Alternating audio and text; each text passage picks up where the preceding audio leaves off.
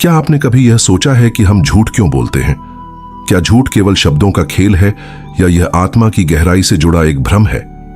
जब श्री कृष्ण ने धर्म युद्ध के मैदान में युधिष्ठिर से कहा कि अश्वत्थामा मारा गया और फिर उसे धीमे से जोड़ा, नर नहीं हाथी, तो क्या वह झूठ था या धर्म का एक गूढ़ संकेत? आज हम इस आध्यात्मिक यात्रा में झूठ की परतों को समझेंगे, उसे जन्मांक, आत्मा की यात्रा और श्री कृष्ण के जीवन दर्शन से जोड़कर देखेंगे। झूठ की 3 परतें। एक, सांसारिक झूठ, एक्सटर्नल लाई। यह वह झूठ है जिसे हम दूसरों को धोखा देने के लिए बोलते हैं, किसी उद्देश्य, भय या स्वार्थवश। यह सामाजिक रूप से गलत माना जाता है और इसका प्रभाव दूसरों पर पड़ता है।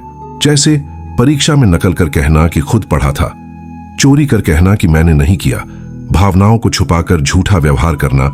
ये झूठ रिश्तों में दरार पैदा करते हैं और कर्मचक्र में नकारात्मक ऊर्जा जोड़ते हैं। लेकिन यह झूठ सबसे सतही होता है। 2, मानसिक झूठ, साइकोलॉजिकल लाई। यह वह झूठ है जो हम स्वयं से बोलते हैं, मैं बिल्कुल ठीक हूं, जबकि भीतर से टूटे हुए होते हैं, मुझे किसी की जरूरत नहीं। जबकि भीतर प्रेम और साथ की लालसा होती है, मैं हार नहीं मानूंगा। जबकि भीतर डर और थकावट होती है, यह आत्मा के भ्रम का आरंभ होता है। जब हम खुद से अपनी सच्चाई छुपाते हैं, तब हम एक ऐसे मानसिक जाल में फंसते हैं जो हमारे आत्मिक विकास को रोकता है। 3, आत्मिक झूठ, स्पिरिचुअल लाई। यह सबसे गहरा और खतरनाक झूठ होता है। जब आत्मा यह मानने लगती है कि मैं शरीर हूं, मैं अकेला हूं, मैं ईश्वर से अलग हूं। यही माया का भ्रम है। जब आत्मा इस झूठ को सच मान बैठती है, तभी जीवन में पीड़ा, संघर्ष और मोह का जन्म होता है। यही झूठ हमें बार बार जन्म और मृत्यु के चक्र में बांधता है। जन्मांक और आत्मिक झूठ। हमारा जन्मांक केवल एक अंक नहीं, आत्मा द्वारा चुना गया एक पाठ होता है। हर जन्मांक एक विशेष प्रकार के झूठ को उजागर करता है, जिससे आत्मा को मुक्ति पानी है। जन्मांक 1, मैं ही सब कुछ हूं, अहंकार और सत्ता का भ्रम।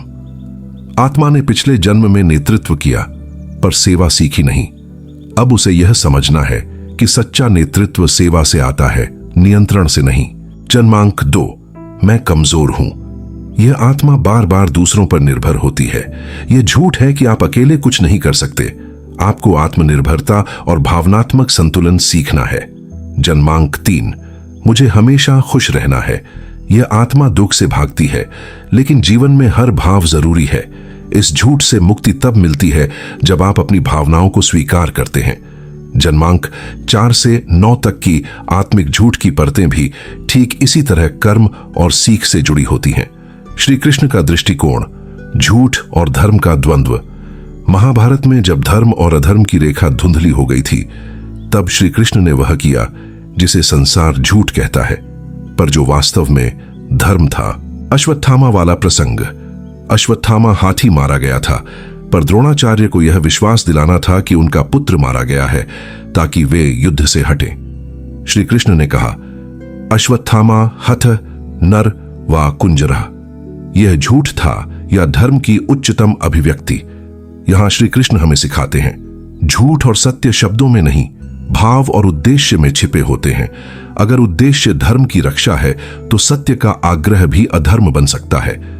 आत्मा का असली सत्य श्री कृष्ण गीता में कहते हैं, न जायते म्रियते व कदाचिन नायम भूतवा भविता व न भूयः। आत्मा न जन्म लेती है न मरती है। तो फिर जब आत्मा स्वयं को शरीर मानने लगती है, यही सबसे बड़ा झूठ है। जब वह अपने कर्मों, भावनाओं और दुखों से अपनी पहचान जोड़ लेती है, तब वह माया में फंस जाती है। झूठ से मुक्ति का मार्ग विवेक, सत्य से साक्षात्कार। सत्य का अर्थ है जो है उसे वैसा ही देखना, न ढकना, न तोड़ना, न दूसरों से न खुद से। 2, ध्यान और आत्म परीक्षण योग। ध्यान और आत्मचिंतन से आप झूठ की परतों को पहचान सकते हैं। जब आप ध्यान में बैठते हैं, तो सबसे पहले आपका सामना आपके ही मानसिक झूठों से होता है। 3, स्वीकृति और क्षमा। अपने झूठों को स्वीकार करना पहला कदम है, और फिर खुद को क्षमा करना यह दूसरा। यही आत्मा की मुक्ति का द्वार है। झूठ कोई नैतिक मुद्दा भर नहीं है, यह आत्मा की गहराई में बैठा हुआ भ्रम है, माया का ताना बाना है। जन्मांक हमें यह बताता है कि हमारी आत्मा किस भ्रम से बार बार बंधती है और किस झूठ को पहचानकर हम मुक्त हो सकते हैं। श्री कृष्ण इस यात्रा के आदर्श हैं, जिन्होंने दिखाया कि कैसे धर्म के लिए सत्य का त्याग भी कभी कभी आवश्यक हो सकता है और कैसे सच्चा सत्य वह है जो आत्मा को ईश्वर से जोड़ दे। तो अब आप स्वयं से पूछिए, मैं कौन से झूठ में जी रहा हूं? क्या मैं वही आत्मा हूं जो एक दिन परमात्मा से जुड़ जाएगी? उत्तर अगर नहीं है तो यात्रा शुरू करें, सत्य की ओर, कृष्ण की ओर, स्वयं की ओर।